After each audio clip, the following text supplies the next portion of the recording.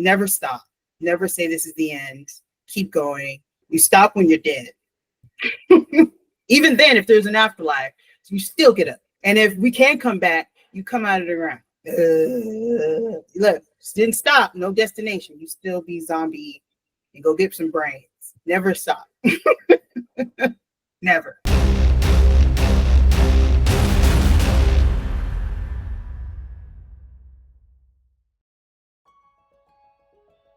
Ivotres Littles. I'm from Long Beach, California, born and mostly raised. I interview horror celebrities, filmmakers, some behind the scenes people that work in the horror industry, and do movie reviews. That's pretty much.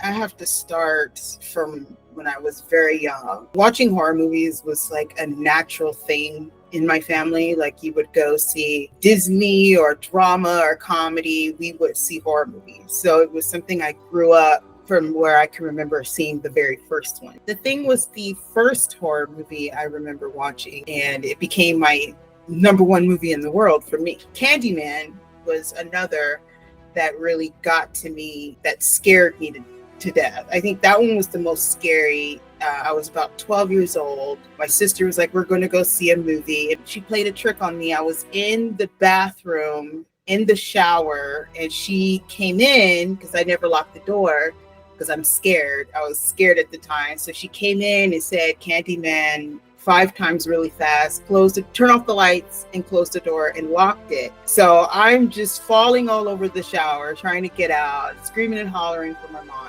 It was just horrible. So for 2 weeks, I couldn't use the bathroom. So those are my experiences. But then again, it's normal in our family. In the past, I always did enjoy watching movies. Like I said, it was like a family thing. I was so intrigued about how they were being made. And so I went to school wanting to do film, learning TV production and behind the scenes script writing and storytelling. It's hard as hell. It's like when you see how it's done and you're just like, how do you do that? And then all that work, months of work, is just 3 minutes of something you look at or whatever. It was always there. It was always in my mind of how things work and want to talk to people about it. But I never pursued anything. It never came across my mind until one day we went to Stanley's Kamikaze. I was just walking around and seeing this whole world I didn't even know, with comic books and everything. So it was mostly Marvel, DC, those things like that. No, not really horror. Until I was walking, I saw Full Moon Features. I started seeing the Puppet Master dolls, some of them displayed and things like that in familiar movies. And I was like, oh my goodness. I remember watching those dolls, and I had such a fascination about those dolls. And as I was talking to someone that worked at the booth, and I was just like, man, I would love to talk to the person who made these dolls. I just randomly said that to myself, and he was like, no problem. And he turned and said, Charles Band. I froze and I looked, and he walked over, and my eyes just bucked out of my head. I was like, okay. And he was like, hello, shook my hand and stuff like that. He said, you got questions for me or something? And I was like, he was right there. And so, but after a while I got comfortable, and we were talking about the dolls, and then he told me about each one. And I was just like, so fat. The more he was talking, the more I was intrigued about the behind the scenes, from the idea and the making of it, and the story, and all these great things. And he ended up giving me the Blade plush doll, and I think it's behind me. I still have it after 11 years. At that moment when I was leaving, I knew something clicked, and I was like, I want to do this. I want to keep asking people. So I had no idea how to start anything or do anything. So I came up with a blog because I wasn't ready to be on camera and things like that. I just started a blog called Horrortastic Girl because I was still into the comics and things like that. And so I would come up with a few questions, and I just started asking people on Facebook.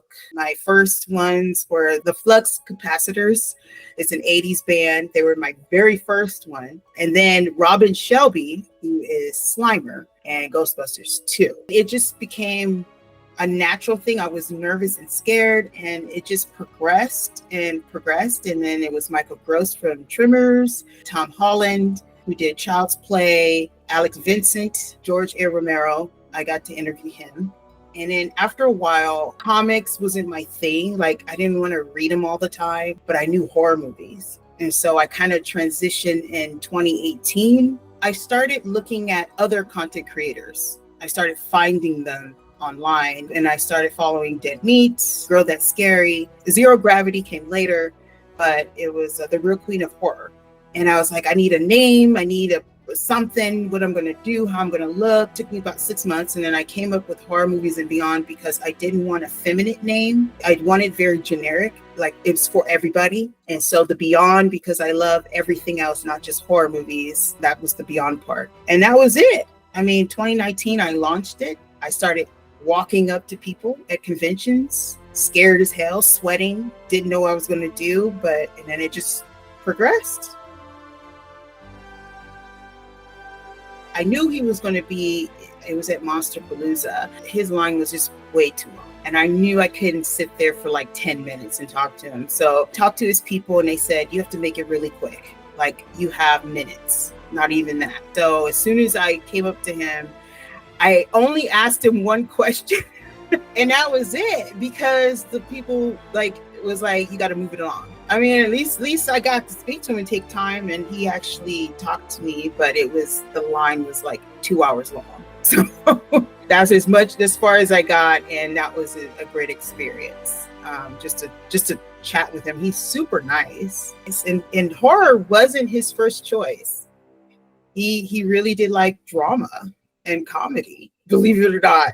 The only reason he did horror, according to what he was telling me, was because he needed to pay the bills. And so they just sat there and said, let's just make one horror movie just to get in the door. And then the rest is history. I actually met him again at Midsummer Scream this year. He was sitting there. He was kind of a little distance. And Sandy walked over and I said, I just really want to tell him thank you. And that's all I said. And she's like, oh, okay. And so she walked over and said something to me. He got up and walked over to me, and I fangirled the hardest ever. I interview people is much easier, but for that, it was just because The Thing is my favorite movie in the world. It was, I don't know. It was just something. And I told him that that I met the other five of the cast members, and they all signed the poster. There. It's all signed. I could probably lift it up a little bit. Yeah. So John Carpenter's signature is in the middle, and then there's 5 characters. It's Palmer, Fuchs, Childs, Blair. Yeah. So that is my prized possession of all time. Going to the video store was just Friday night, Saturday night, and then next to it was a burger stand. So it was just perfect. I would always go into the horror section, but mostly the sci-fi. I do not have a favorite subgenre of anything, but if you would see what I watch, you'd be like, isn't it sci-fi? I don't know. I like science and stuff, so I don't know if that's just what it is, but I've watched everything.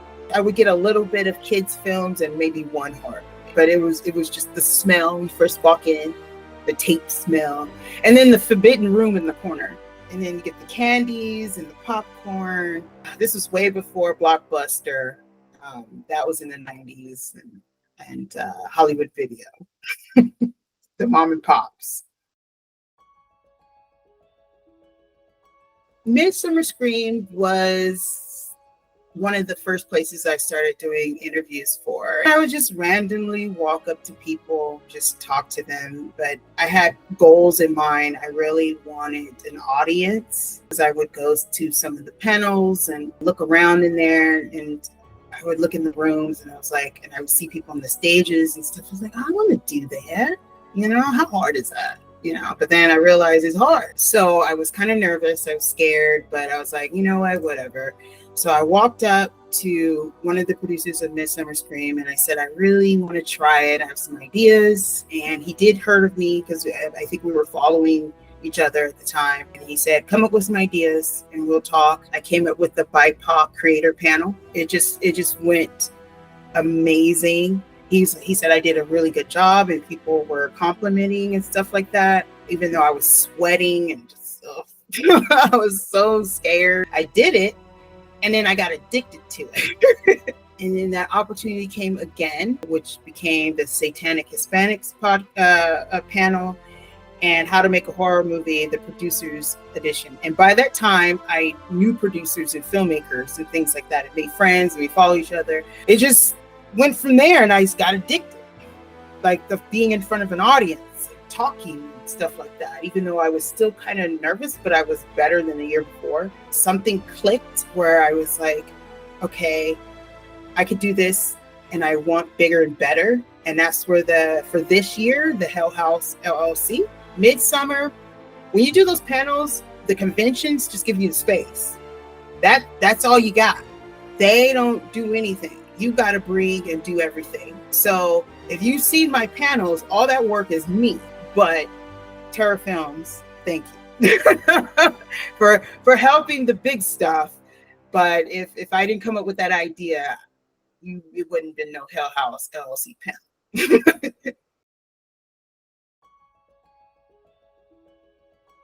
I enjoyed that film a lot. The whole concept was just really interesting. If you ever in a bad relationship, it feels like you're stuck. It feels like you're just consumed and everything. There's a lot of really great metaphoric things in there. It made you think about your relationships or the person you want to be with in the future, because they could be so toxic that no matter how you try to get away, you just can't. It's just like you're just drawn to each other to the point where you become them and they become you. Besides the fun buddy gore and the comedy to it, but I was sitting there like, oof, I've been there.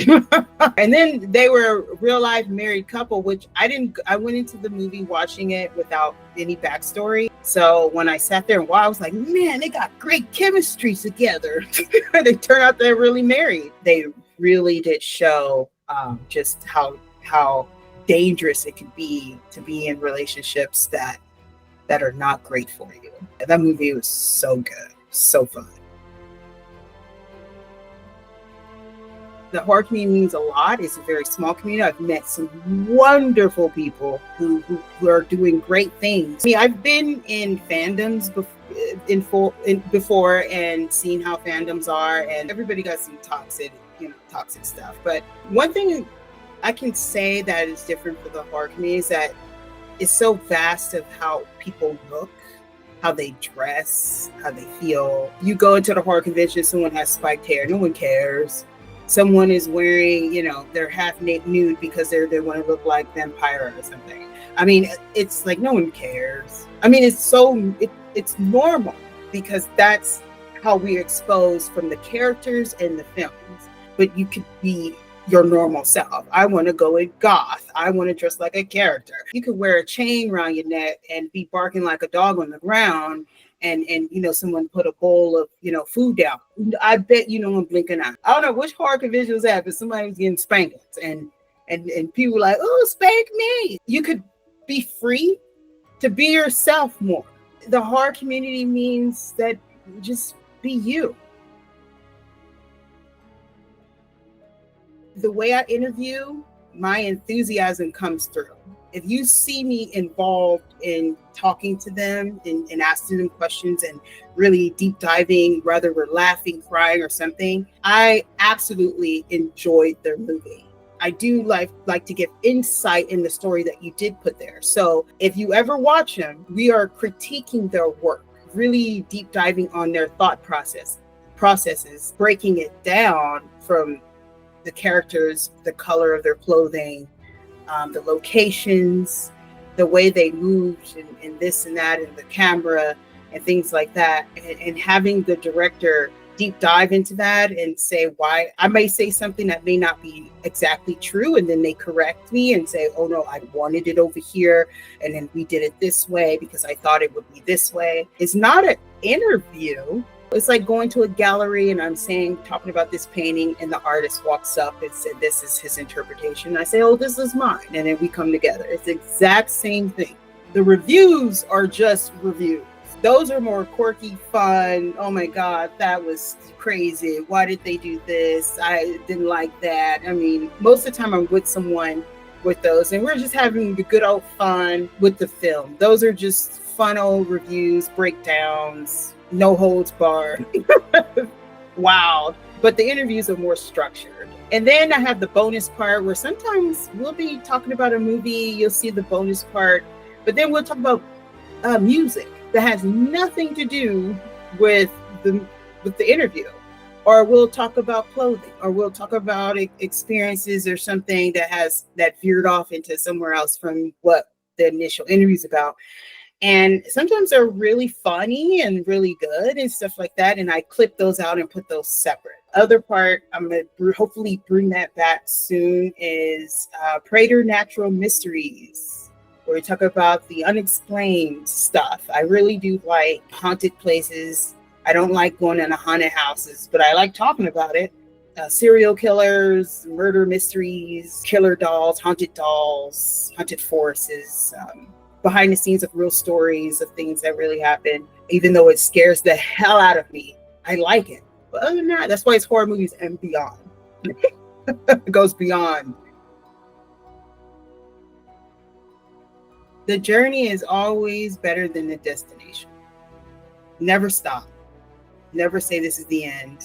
Keep going. Even if you're retired, do something until you cannot move. You stop when you're dead. Even then, if there's an afterlife, you still get up. And if we can come back, you come out of the ground.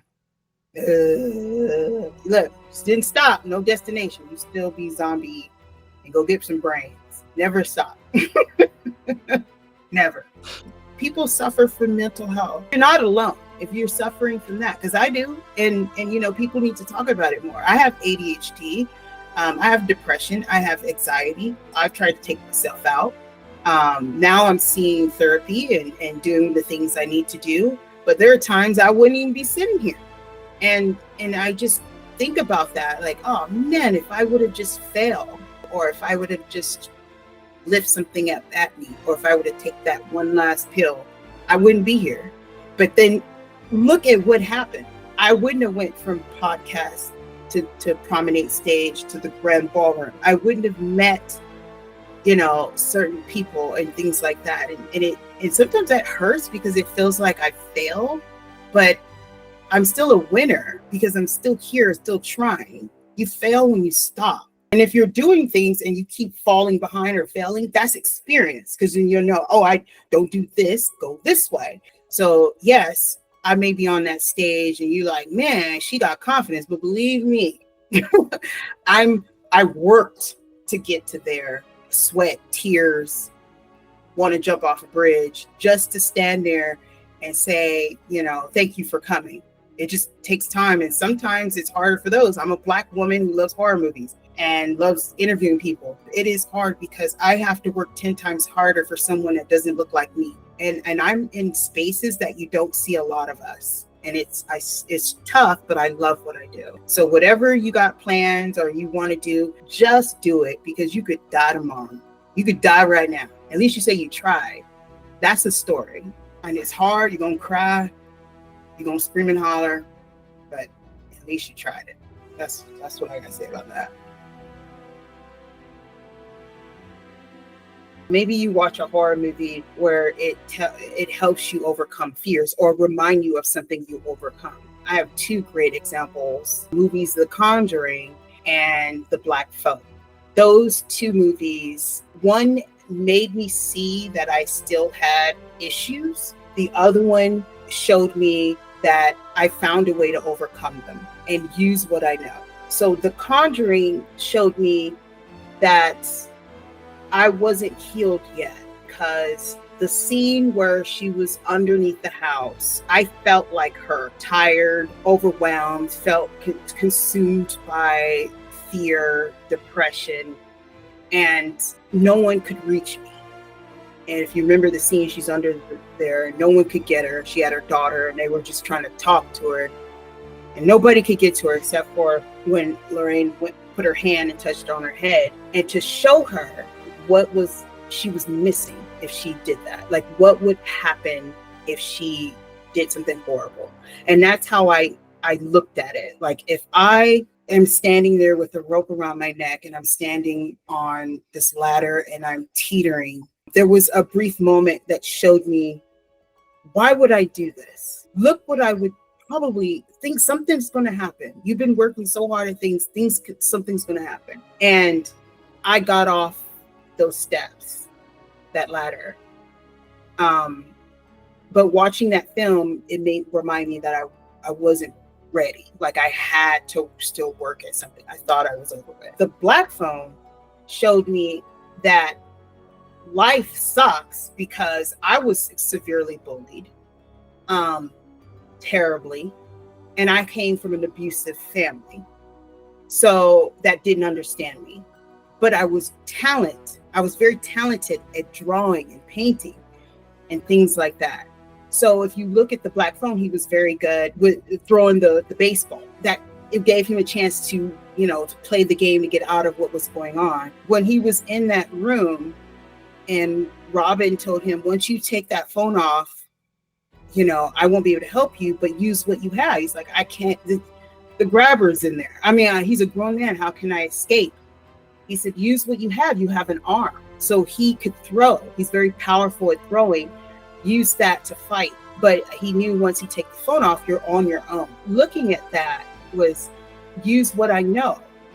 And I'm good at relating to people, talking to people, and good at communicating and understanding, even though I feel like I can't do it sometimes. Use that experience of how I grew up and doing my interviews to help folks and things like that. So that's what I've been doing, and that movie showed me that's what I'm capable of. Use what you know to succeed. Don't worry about anybody else. You can't use what they're using, because they're using what they know. You got to learn what you're good at and use it to be great. So that's what he did, and that's how he was able to survive out of there. Those two movies, I always give those examples. The people who wrote them, they wouldn't just writing that out their ass. They experienced that kind of stuff going on, and they wrote it in there. And some people can interpret it that way, some people can't. But I bet you someone felt trapped and they needed a way out. And their way out is telling us, and we're going to see their movies. So yeah, so that's how those two movies did it for me.